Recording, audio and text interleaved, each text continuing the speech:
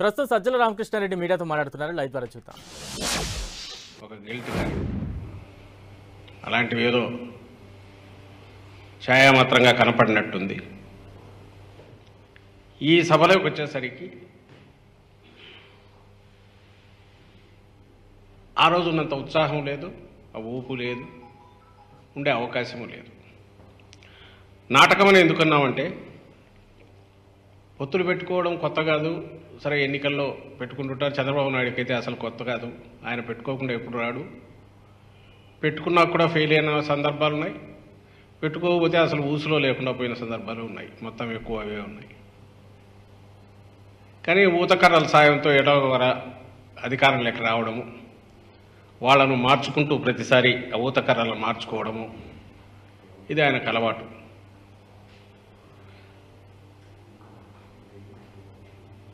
అలాగే ఎన్నికలు వచ్చినప్పుడు పొత్తులు పెట్టుకోవడము, ఆ ఫ్రంట్ కానీ ఆ కూటమి కానీ ఏదైనా హామీలు ఇచ్చి ఆ హామీలతో ప్రజలను ఆకట్టుకోవడానికి, ఓటర్లను ఆకట్టుకోవడానికి ప్రయత్నం చేయడం కూడా సహజమే. కాబట్టి 2014లో వీళ్ళు కలవడాన్ని ఎవరు తప్పుపట్టట్లా. కానీ వచ్చిన తర్వాత అధికారం ప్రజలు అప్పగించిన తర్వాత ఆ కారణాల వల్లనో వేరియస్ కొత్త వీటి వల్లనో మేము ఆ రోజు పోటీలో ఉన్నాం. వీళ్ళందరూ కలిసినా కేవలం 1% ఓట్ల తేడాతో అధికారంలోకి వాళ్ళు వచ్చారు. మేము ప్రతిపక్షంలో కూర్చున్న వైఎస్ఆర్ కాంగ్రెస్ పార్టీ. నాటకమని ఎందుకు అనుకుంటున్నామంటే ఆ రోజు ఏవైతే హామీలు ఇచ్చారో ప్రత్యేక హోదాతో సహా ఇవన్నీ కూడా తర్వాత ఏమయ్యాయి. అలాగే ఆ కూటమి అధికారంలోకి వచ్చాక ఇక్కడ బీజేపీ వాళ్ళు పార్టిసిపేట్ చేశారు క్యాబినెట్లో, మంత్రివర్గంలో. కేంద్రంలో చంద్రబాబు నాయుడు గారి పార్టీ, తెలుగుదేశం పార్టీ ఎంపీలు వాళ్ళను అక్కడ క్యాబినెట్లో భాగస్వామ్యం తీసుకున్నారు. సో ఇది నిజమైన కూటమి లాగే నడిచింది. అలాంటి వాళ్ళు ఇచ్చిన హామీలు ఏమాత్రం అమలు చేశారు. అలాగే 2014లో అధికారంలోకి వచ్చిన 3-4 ఏళ్ల తర్వాత, 3 ఏళ్ల తర్వాతనే విడాకులు తీసుకొని మళ్ళీ పక్కకి వెళ్ళిపోయాక అసలు ఎందుకు వెళ్ళిపోయారు.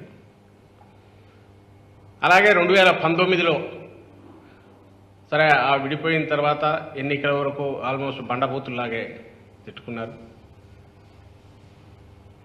పవన్ కళ్యాణ్ కేంద్రం వాళ్ళు ఏదో పాచిపోయినట్లని ఆయన అన్నాడు. ఇంకా చంద్రబాబు నాయుడు అయితే మోడీని పూర్తి వ్యక్తిత్వ హననానికి, అంటే పాలిటిక్స్లో దిగజారుడు ధనానికి, అంటే దాంట్లోనే ఈయన ఆరితేరిన వ్యక్తి చంద్రబాబు నాయుడు. క్యారెక్టర్ అసాసినేషన్లో ఆయన కానీ, ఆయన సపోర్ట్ చేసే మీడియా కానీ, ఆ ముఠా మొత్తం ఏకంగా మోడీ మీదనే బాణాలు ఎక్కువ పెట్టి ఏమేమి మాట్లాడారో ఇప్పుడు కూడా సోషల్ మీడియాలో బాగా సర్క్యులేట్ అవుతూనే ఉన్నాయి. భార్య ఉంటే తెలిసేదని, కుటుంబం లేనివాడిని, తల్లి అని విలువ తెలియనివాడని, వ్యక్తిగతమైన వాటికి ప్రజలకు సంబంధం లేని విషయాల్లో కూడా వాటన్నిటి మీద కూడా ఆయన మీద అటు నుంచి ఏమీ లేకుండానే ఈయన అగ్రెసివ్గా అన్నాడు చంద్రబాబు నాయుడు. అయిపోయింది. 2019 ఎన్నికలయ్యే విడివిడిగా చేశారు. ఆ రోజు పొత్తు కోసం వెంపర్లాడి ఇచ్చేసింది చంద్రబాబు నాయుడు. తర్వాత ఎప్పుడైతే యాంటీ ఇన్కంబెన్సీ ఓటు చీలాలనుకున్నప్పుడు 2019లో తన్నేసి బయటకు వచ్చేసి ఇండిపెండెంట్గా ఇచ్చేసింది చంద్రబాబు నాయుడు. ఈరోజు మళ్ళీ అదే చంద్రబాబు నాయుడు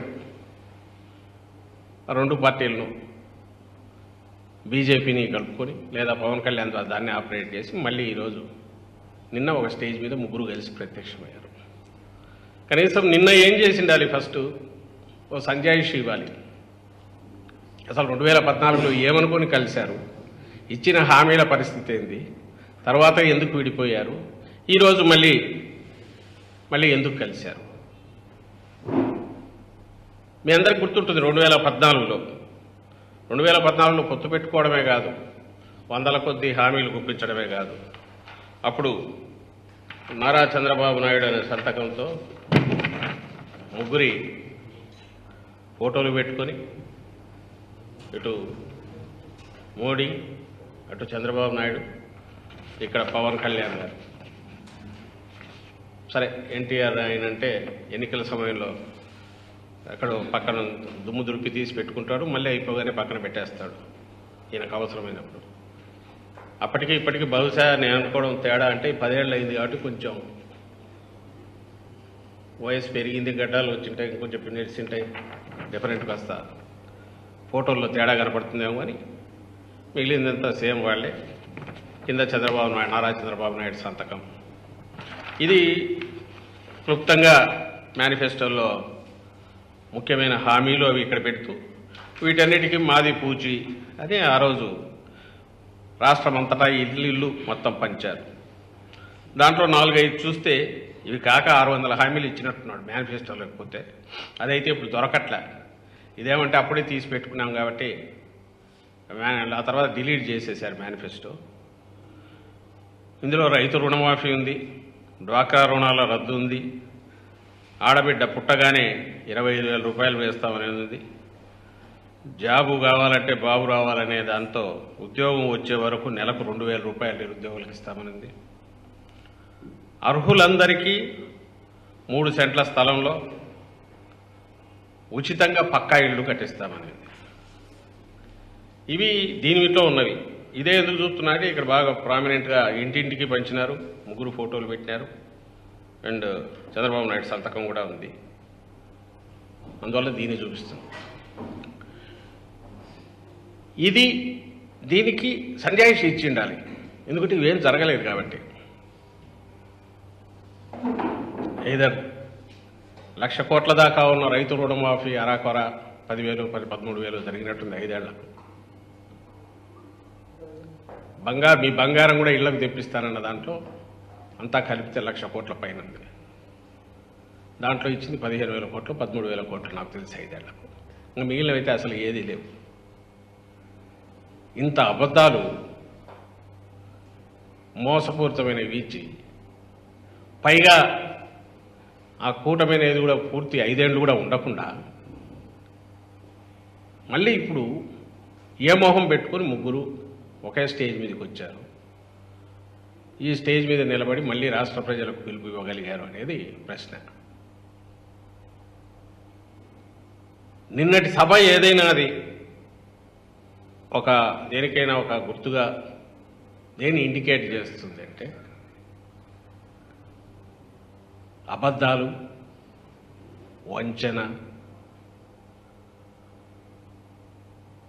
అలాగే బాధ్యతారాహిత్యం,